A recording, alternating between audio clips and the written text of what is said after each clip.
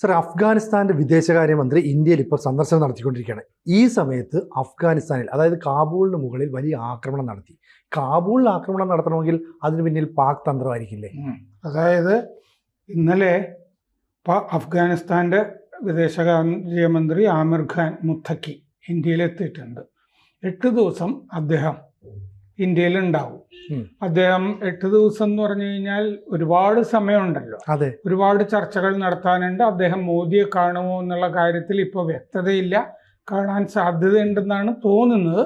അദ്ദേഹം വിദേശകാര്യമന്ത്രി ജയശങ്കറുമായിട്ട് ചർച്ചയുണ്ട്. ഇന്നുണ്ട് ജയശങ്കറുമായിട്ട് ചർച്ച. ധോവലിനെ കാണേണ്ട പല കാര്യങ്ങളും ഉണ്ടല്ലോ ഇതിൻ്റെ അകത്ത്. അപ്പോൾ അങ്ങനെ അഫ്ഗാനിസ്ഥാൻ്റെ വിദേശകാര്യമന്ത്രി ഇന്ത്യയിലായിരിക്കുന്നു. അഫ്ഗാനിസ്ഥാനുമായിട്ട് ഇന്ത്യ കൂടുതൽ അടുക്കുന്നു. പാകിസ്ഥാനെ സംബന്ധിച്ചിട്ടാണെങ്കിൽ TTP, തെഹ്രീക്ക് താലിബാൻ എന്ന് പറഞ്ഞ സംഘടന, താലിബാൻ സംഘടന പാകിസ്ഥാന് ഖൈബർ പഖ്തൂൺഖ്വയിലുമൊക്കെ ഒരുപാട് പ്രശ്നങ്ങൾ ഉണ്ടാക്കുന്നുണ്ട്. മിനിഞ്ഞാന്ന് തന്നെ 11 പാകിസ്ഥാൻ പട്ടാളക്കാരെ കൊന്ന സംഭവം ഉണ്ട്. അപ്പോൾ TTP അത് അഫ്ഗാനിസ്ഥാൻ താവളമാക്കിയിട്ടാണ് TTP പാകിസ്ഥാനെ ആക്രമിച്ചുകൊണ്ടിരിക്കുന്നത് എന്നാണ് പാകിസ്ഥാന്റെ ആരോപണം. അതിൻ്റെ പിന്നിൽ ഇന്ത്യയാണെന്ന് നിരന്തരം പാകിസ്ഥാൻ പറയുന്നുണ്ട്. ഈ പശ്ചാത്തലത്തിൽ വേണം ഇന്നലെ രാത്രി കാബൂളിൽ നടന്ന വ്യോമാക്രമണത്തിനെ കാണാൻ. കാബൂളിൽ നടന്ന വ്യോമാക്രമണം പാകിസ്ഥാൻ്റേതാണ് എന്ന് അഫ്ഗാനിസ്ഥാൻ എന്തായാലും പറഞ്ഞിട്ടില്ല. കാരണം അഫ്ഗാനിസ്ഥാന്റെ വിദേശകാര്യമന്ത്രി ഇന്ത്യയിൽ ഇരിക്കുമ്പോൾ അങ്ങനെ പറയണോ വേണ്ടയോ എന്നൊക്കെ ആലോചിച്ചിട്ട് വേണമല്ലോ. പക്ഷെ കാബൂളിൽ ഈ ഘട്ടത്തിൽ ഒരു ആക്രമണം നടത്തണം എന്നുണ്ടെങ്കിൽ എന്തായാലും അയൽവക്കത്തുള്ള റഷ്യ ആയിരിക്കില്ല. റഷ്യക്ക് ഇപ്പോ അഫ്ഗാനിസ്ഥാനിലൊന്നും ചെയ്യേണ്ട രാഷ്ട്രീയ സാഹചര്യം ഇല്ല. ആ കാലഘട്ടം തീർന്നല്ലോ. ഇവിടെ ഇപ്പൊ ഇന്ത്യയെ കൂടെ പ്രകോപിപ്പിക്കാനുള്ള ഒരു മാർഗം അല്ലെ? ഇന്ത്യയെ പ്രകോപിപ്പിക്കുക. അഫ്ഗാനിസ്ഥാൻ വിദേശകാര്യമന്ത്രി ഇന്ത്യയിൽ എത്തിയിരിക്കുമ്പോൾ നാറ്റിക്കുക, അഫ്ഗാനിസ്ഥാനെ നാറ്റിക്കുക. കാരണം എന്താണെന്ന് വെച്ചാൽ അഫ്ഗാനിസ്ഥാൻ വിദേശകാര്യമന്ത്രി ആമിർ ഖാൻ മുത്തക്കിക്കെതിരെ ആഗോളതലത്തിൽ ഉപരോധങ്ങളൊക്കെ ഉണ്ട്. അതുകൊണ്ട് UN രക്ഷാസമിതിയുടെ പ്രത്യേക സമിതി ഇതിനുള്ള ഇളവ് കൊടുത്തിട്ടാണ് അദ്ദേഹം ഇന്ത്യയിലേക്ക് വരുന്നത്. അദ്ദേഹം പാകിസ്ഥാനിലേക്കൊന്നും പോയിട്ടില്ല. ആദ്യത്തെ വിദേശ സന്ദർശനം ഇന്ത്യയിലേക്കാണ്. 2021 ശേഷം ഒരു മറ്റേ അഫ്ഗാനിസ്ഥാന്റെ ഒരു പ്രധാനപ്പെട്ട ആള് ഇന്ത്യയിലേക്ക് വരികയാണ്. അദ്ദേഹത്തിന് രൺദീപ് ജയ്സ്വാളാണ് സ്വീകരിച്ചത്. അപ്പോൾ അങ്ങനെ ഇരിക്കുമ്പോൾ സംഭവിച്ചത് എന്താന്ന് വെച്ചാൽ രാത്രി ഇന്നലെ 9:50 ആണ് ആദ്യത്തെ സ്ഫോടനം. കാബൂൾ വിമാനത്താവളത്തിൻ്റെ അടുത്തായിരുന്നു ആദ്യത്തെ സ്ഫോടനം. മിനിറ്റുകൾ കഴിഞ്ഞപ്പോൾ രണ്ടാമത്തെ സ്ഫോടനവും കേട്ടു. ഒരു സ്ഫോടനമാണെന്ന് വക്താവ് സബീനുള്ള മുജാഹിദ് പറഞ്ഞു, അവിടുത്തെ അഫ്ഗാൻ വക്താവ്. പക്ഷേ അതൊരു സ്ഫോടനമല്ല, പല സ്ഫോടനങ്ങളാണെന്ന് കാബൂൾ ട്രിബ്യൂൺ റിപ്പോർട്ട് ചെയ്തിട്ടുണ്ട്. പല സ്ഫോടനങ്ങളായിരുന്നു, വിമാനത്താവളത്തിൻ്റെ അടുത്തായിരുന്നു. വിമാനത്തിൻ്റെ ശബ്ദം കേട്ടതായിട്ട് ദൃക്സാക്ഷികൾ പറയുന്നുണ്ട്, അവിടെ താമസിക്കുന്ന ആളുകളൊക്കെ. ഡ്രോൺ ഉണ്ടായിരുന്നതായിട്ട് സംശയമുണ്ട്. അങ്ങനെയായിരുന്നെങ്കിൽ ഒരു ഡ്രോൺ ആക്രമണവും ആകാം. ആ സ്ഫോടനം വല്ല ബോംബ് കൊണ്ടിട്ടതോ ഒക്കെ ആകാം. പിന്നെ ഇതിനെ പറ്റിയിട്ടുള്ള വിശദാംശങ്ങൾ വളരെ പരിമിതമാണ്. സിൻഹുവ, ചൈനയുടെ വാർത്താ ഏജൻസി എന്താണ് പറയുന്നതെന്ന് ഞാൻ നോക്കി. അപ്പൊ അവര് പറയുന്നത് സിൻഹുവയുടെ റിപ്പോർട്ടറുടെ കാബൂളിലെ വീടിന്റെ അടുത്തും ഈ സ്ഫോടനത്തിന്റെ ശബ്ദം കേട്ടു. അപ്പൊ വലിയ സ്ഫോടനമായിരുന്നു. അതെ, കുറെ അപ്പുറത്തേക്കും കേട്ടു എന്നുള്ളതാണ്. അപ്പൊ സിൻഹുവ റിപ്പോർട്ട് ചെയ്തതിൻ്റെ അകത്തും അങ്ങനെ പറഞ്ഞിട്ടുണ്ട്. വക്താവ് സബീനുള്ള മുജാഹിദ് പറയുന്നത് ഉത്കണ്ഠയില്ല, അന്വേഷണമൊക്കെ നടത്തുന്നുണ്ട്, ആരാ എന്താണെന്നൊക്കെ അന്വേഷിക്കുന്നുണ്ട്, ഉത്കണ്ഠയില്ല എന്നാണ്. ഡ്രോണുകൾ കണ്ടു എന്ന് പറയുന്നുണ്ട്. മൊബൈൽ കുറെ നേരത്തേക്ക് മൊബൈലുകൾ പ്രവർത്തിച്ചില്ല ഈ സ്ഫോടനത്തിന് ശേഷം. ഒന്നിലേറെ സ്ഫോടനങ്ങൾ എന്ന റിപ്പോർട്ടുകളിലുണ്ട്, BBC റിപ്പോർട്ടിലും ഉണ്ട് അങ്ങനെ. അപ്പോൾ മൊബൈലുകൾ കുറെ നേരത്തേക്ക് ജാം ആയിപ്പോയി എന്ന് പറയുന്നുണ്ട്. അപ്പോൾ രാത്രി ആയിരുന്നു വ്യോമാക്രമണം. പാകിസ്ഥാൻ അല്ലാതെ ഈ സമയത്ത് ഇത് ചെയ്യാൻ ആരുമില്ല. വേറെ രാജ്യമില്ല. പാകിസ്ഥാന് അഫ്ഗാനിസ്ഥാനോട് വലിയ ശത്രുതയുണ്ട് ഈ സമയത്ത്. ഇപ്പൊ ഇന്ത്യയും പാകിസ്ഥാനും തമ്മിൽ ഈ പ്രശ്നം നിലനിൽക്കുമ്പോൾ തന്നെ ഈ തെഹ്രീക്കെ താലിബാൻ ഇൻ പാകിസ്ഥാൻ എന്ന് പറയുന്ന താലിബാൻ അനുകൂല സംഘടന പാകിസ്ഥാനിൽ പ്രശ്നം സൃഷ്ടിക്കുന്നു. അപ്പോൾ പാകിസ്ഥാൻ പറയുന്നത് ഈ അഫ്ഗാനിസ്ഥാനിൽ നിന്ന് നുഴഞ്ഞു കയറുന്ന ആൾക്കാരാണ് പാകിസ്ഥാനിൽ പ്രശ്നം സൃഷ്ടിക്കുന്നത്. ഇത് തന്നെയല്ലേ കാശ്മീരിൽ പാകിസ്ഥാനും ചെയ്തുകൊണ്ടിരിക്കുന്നത്. അപ്പോൾ പിന്നെ അവർക്ക് എന്ത് അവകാശം ഉണ്ടാകുന്നത്? അപ്പം അഫ്ഗാനിസ്ഥാനെ പേടിച്ച് പാകിസ്ഥാൻ കഴിയുന്നുവെന്ന് അതുകൊണ്ടായിരിക്കില്ല ഈ തിരിച്ചടി കൊടുത്തത്. പാകിസ്ഥാൻ ഒരു ഭീകര രാഷ്ട്രമാണ്. ഭീകരത കയറ്റി അയച്ചുകൊണ്ടിരിക്കുന്ന, കയറ്റുമതി ചരക്ക് വേറൊന്നുമില്ല അവിടെ, ഭീകരതയാണ് കയറ്റുമതി ചെയ്യുന്നത് എന്ന് പറഞ്ഞിട്ട് നമ്മൾ FT ഉൾപ്പെടെ പല സംഘടനകളിലും പോയി നമ്മൾ പരാതിപ്പെടാറുണ്ട്. ഇതിനെ ഭീകര രാഷ്ട്രമായിട്ട് പ്രഖ്യാപിക്കണമെന്ന് നമ്മൾ പലരോടും ആവശ്യപ്പെടാറുണ്ട്. പക്ഷെ നിർഭാഗ്യവശാൽ അമേരിക്ക ഈ മുനീറിനെയൊക്കെ ക്ഷണിച്ചു കൊണ്ടുപോയി പല കച്ചവട താല്പര്യങ്ങൾ ട്രംപിനുള്ളത് കൊണ്ട് ഇങ്ങനെ ചെയ്തുകൊണ്ടിരിക്കുന്നു. അപ്പോൾ ഭീകര രാജ്യമായ പാകിസ്ഥാന് ഈ താലിബാനെ കുറ്റം പറയാനായിട്ട് എന്ത് അവകാശം എന്നുള്ളതാണല്ലോ പ്രധാനപ്പെട്ട ചോദ്യം. അതെ. മാത്രമല്ല താലിബാനെ പാകിസ്ഥാൻ തന്നെ വളർത്തിയെടുത്തതാണ്.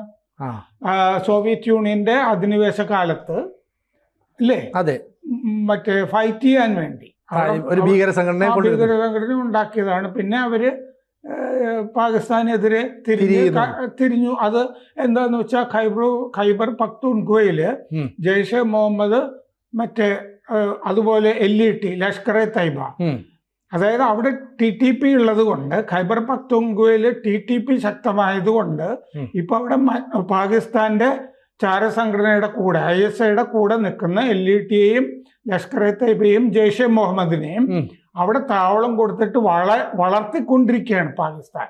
അതുകൊണ്ടാണ് TTP ഖൈബർ പക്തൂൺഖ്വയില് ഈ പാകിസ്ഥാനെതിരെ ഇപ്പോൾ ആക്രമണങ്ങൾ നടത്തിക്കൊണ്ടിരിക്കുന്നത്. ഇവിടെ നിങ്ങളുടെ ഭീകര സംഘടനയൊന്നും വേണ്ട, ഇവിടെ ഞങ്ങൾ നോക്കിക്കോളാം എന്നുള്ള മട്ടിലാണ് TTP അവിടെ പ്രവർത്തിക്കുന്നത്. അതിൽ ഇന്ത്യക്ക് കാര്യമൊന്നുമില്ല. ഇപ്പോൾ ആമിർ ഖാൻ മുത്തക്കി ഇവിടെ വന്ന് ചർച്ചകളൊക്കെ നടത്തുന്നുണ്ട്. അപ്പോൾ അദ്ദേഹം ആഗ്രയിൽ പോകുന്നുണ്ട് താജ്മഹൽ കാണാൻ. പിന്നെ അദ്ദേഹം പോകുന്ന പ്രധാനപ്പെട്ടൊരു സ്ഥലം ഉത്തർപ്രദേശിലെ ദിയോബന്ദി ദാറുൽ ഉലൂം മദ്രസ കാണാൻ പോകുന്നുണ്ട്. അത് വളരെ പ്രധാനപ്പെട്ട ഒരു സന്ദർശനമായിട്ടാണ് റിപ്പോർട്ടുകളിൽ കാണുന്നത്. കാരണം അതൊരു മത കേന്ദ്രമാണ്. ഈ താലിബാൻകാർക്ക് ഈ ദിയോബന്ദ്, അവരുടെ ആശയം ദിയോബന്ദ് ആശയങ്ങളാണ് താലിബാന്റെ, അല്ലാതെ ജയ്ഷയുടെയും മറ്റ് ആശയങ്ങൾ പോലെയല്ല. അവരുടെയൊക്കെ ഈ തലതൊട്ടപ്പന്മാരൊക്കെ ഈ ദിയോബന്ദ് മദ്രസയിൽ നിന്ന് പഠിച്ചു വന്നിട്ടുള്ള മതപണ്ഡിതന്മാരാണ്.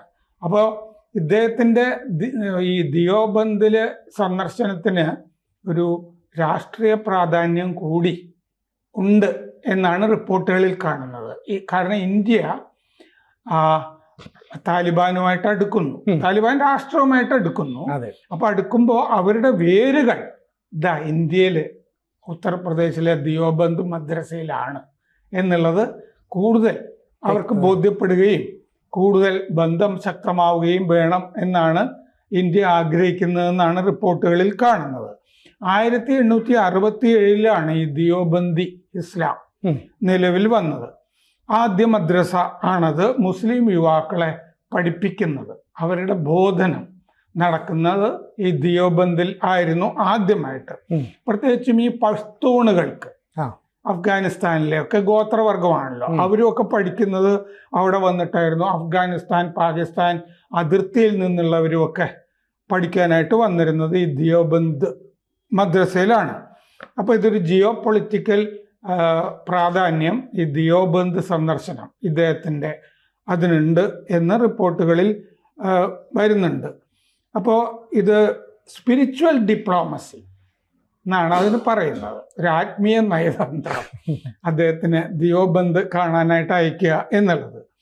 അപ്പോൾ ഈ കുറെ കാലമായിട്ട്, ദശകങ്ങളായിട്ട് ഈ ദിയോബന്ദിൻ്റെ കാവലാളായിട്ട് പാകിസ്ഥാൻ ഭാവിക്കുന്നുണ്ടായിരുന്നു. ആ പേരറുക്കുക എന്നുള്ളതാണ് നമ്മൾ ഉദ്ദേശിക്കുന്നത്. അങ്ങനെയൊന്നുമല്ല, ഇതിവിടെ തന്നെ ഉള്ളതാണ് എന്നുള്ളത്.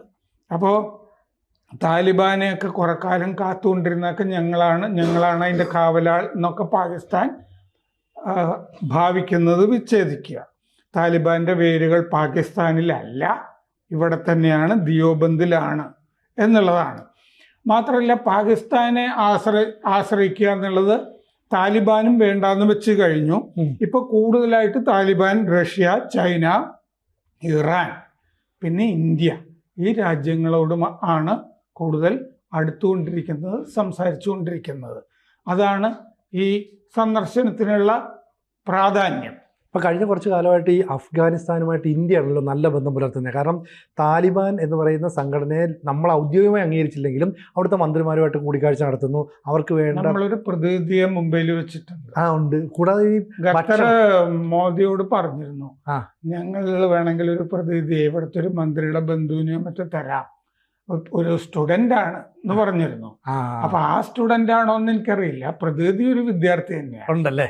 അപ്പോൾ സ്വാഭാവികമായിട്ട് അവർക്ക് ഈ പ്രതിസന്ധി ഉണ്ടാക്കിയപ്പോൾ ഭക്ഷണം ഉൾപ്പെടെയുള്ള മരുന്ന് ഉൾപ്പെടെ എല്ലാം നമ്മൾ കൊടുക്കുന്നുണ്ടായിരുന്നു. കൂടാതെ അവർ പറയുന്നത് ചികിത്സയ്ക്കായിട്ട് ഉൾപ്പെടെയുള്ള സൗകര്യങ്ങളൊക്കെ ഇന്ത്യയിൽ ചെയ്തു തരണമെന്നാണ്. അപ്പോൾ ഇന്ത്യയുമായിട്ട് ഈ അടുക്കുന്നത് പാകിസ്ഥാന് കാലാകാലങ്ങളായിട്ട് ഇഷ്ടമല്ലല്ലോ. കാരണം പണ്ട് പാകിസ്ഥാൻ ആയുധവും മറ്റും സഹായം ചെയ്തു കൊടുത്താൽ, അതുകൊണ്ട് ഇനി നിങ്ങളെ ഞങ്ങൾ വിരട്ടി നിർത്തും, ഈ ലക്ഷ്യമായിരിക്കില്ലേ ഇപ്പോഴുള്ള ആക്രമണത്തിന് പിന്നിൽ? ആക്രമണത്തിന്റെ പിന്നിൽ എന്താന്ന് വെച്ച് കഴിഞ്ഞാൽ അഫ്ഗാനിസ്ഥാനില് വേറൊരു വ്യോമാക്രമണം കഴിഞ്ഞ 2 മാസത്തിന്റെ ഉള്ളിൽ നടന്നല്ലോ. പാകിസ്ഥാന്റെ വ്യോമാക്രമണം അപ്രതീക്ഷിതമായിരുന്നു. അതെന്താന്ന് വെച്ച് കഴിഞ്ഞാൽ TTPയുടെ താവളം അതിർത്തിക്ക് തൊട്ടപ്പുറത്താണ്, ഖൈബർ പഖ്തൂൺഖ്വ അതിർത്തിയുടെ തൊട്ടപ്പുറത്താണ് എന്ന് കണ്ടിട്ട് അവിടെ നിന്നാണ് ആക്രമിക്കുന്നതെന്ന് പറഞ്ഞിട്ട് പാകിസ്ഥാൻ ഒരു വ്യോമാക്രമണം അങ്ങോട്ട് നടത്തിയിട്ട് അതിൽ കുട്ടികളും സ്ത്രീകളും ഒക്കെ കൊല്ലപ്പെട്ടു എന്ന് റിപ്പോർട്ടുകൾ ഉണ്ടായിരുന്നു. മാത്രമല്ല ഖൈബർ പഖ്തൂൺഖ്വയിൽ തന്നെ നമ്മൾ UN പാകിസ്ഥാനെ ആക്ഷേപിച്ചല്ലോ കഴിഞ്ഞ ആഴ്ച. അതായത് ഒളിവിടങ്ങൾ, TTPയുടെ ഒളിവിടങ്ങൾ ഖൈബർ പഖ്തൂൺഖ്വയിൽ പാകിസ്ഥാൻ ആക്രമിച്ചു. പാകിസ്ഥാന്റെ പ്രവിശ്യയിൽ തന്നെ പാകിസ്ഥാൻ വ്യോമാക്രമണം നടത്തി. നമ്മൾ ഇന്ത്യയിൽ എവിടെയെങ്കിലും അങ്ങനെ നമ്മൾ ചെയ്യാറുണ്ടോ? അപ്പൊ പാകിസ്ഥാന്റെ പ്രവിശ്യയിൽ തന്നെ ഈ ഒളിവിടങ്ങളിൽ വ്യോമാക്രമണം നടത്തി 10-24 പേര് കൊല്ലപ്പെട്ടല്ലോ TTPക്കെതിരെ വലിയ ആക്രമണങ്ങൾ നടത്തുന്നുണ്ട്.